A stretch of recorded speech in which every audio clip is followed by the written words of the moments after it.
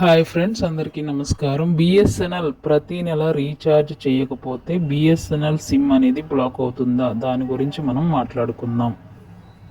గత డిగ్రీ నుంచి కూడా బిఎస్ఎన్ఎల్ సిమ్ వాడుతున్నా. అయితే ప్రతి నెల రీఛార్జ్ చేయకపోతే ఈ యొక్క సిమ్ అనేది బ్లాక్ అయిపోతుందని చాలామందికి క్వశ్చన్ ఉంది.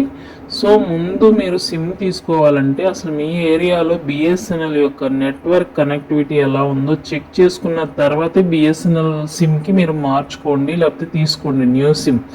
అయితే గత 18 సంవత్సరాలుగా నా ఎక్స్పీరియన్స్ ఏంటంటే బిఎస్ఎన్ఎల్లో చాలా వరకు నెట్ ఇష్యూ అనేది ఈ కామన్గా ఉండేది. బట్ ఏంటంటే ఇంట్లో వైఫై ఉండడంతో మనం మేనేజ్ చేయాల్సిన పరిస్థితి. సో బిఎస్ఎన్ఎల్ సిమ్ ఇప్పుడు ఎంత స్పీడ్ పెరిగిందంటే, ఎంత టెక్నాలజీ పరంగా ఎన్నో ఇంప్లిమెంట్స్ అయితే బిఎస్ఎన్ఎల్ వాళ్ళు తీసుకొచ్చారు. సో మీ ఏరియాలో ఉంటే కనుక డెఫినెట్గా మీరు బిఎస్ఎన్ఎల్కి పోర్ట్ అవ్వండి, లేకపోతే న్యూ సిమ్ తీసుకోండి. గత గత ఇయర్స్లో అయితే బిఎస్ఎన్ఎల్తో చాలా ఇబ్బంది పడ్డాను. ప్రజెంట్ సిచ్యువేషన్లో బిఎస్ఎన్ఎల్ అనేది చాలా వరకు అప్గ్రేడ్ అయ్యింది.